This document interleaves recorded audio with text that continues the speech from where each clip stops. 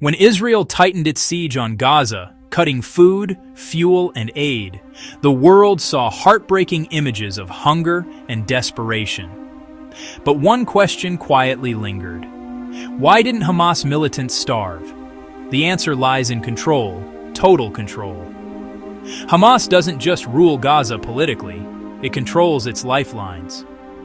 Every aid truck, every fuel shipment, every food parcel entering Gaza passes through Hamas-run checkpoints and warehouses. And when resources are scarce, the priority list is simple: fighters first, civilians last. Even during the heaviest bombardments, Hamas fighters had access to stockpiled food and fuel, hidden deep in their vast underground tunnel networks. These tunnels aren't just escape routes, they're fortified bunkers, supply depots, and command centers, stocked for months, even years. For years before the siege, Hamas smuggled goods through tunnels from Egypt's Sinai. Everything from canned food and medicine to livestock and luxury items. Even after Egypt cracked down, Hamas maintained secret channels of supply and storage beneath Gaza's streets, far from the eyes of civilians above ground. Meanwhile, international aid, meant for ordinary people, often didn't reach them.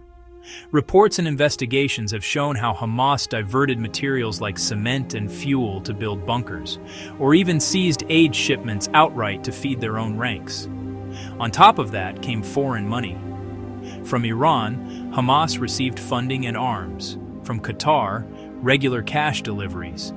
These funds kept the organization running: salaries for fighters, fuel for generators, and supplies for the leadership, while ordinary Gazans waited in endless lines for bread and water. In the end, the siege didn't starve Hamas.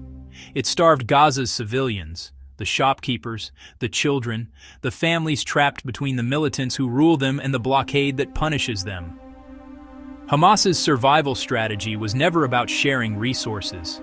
It was about preserving power, underground, fortified, and fed.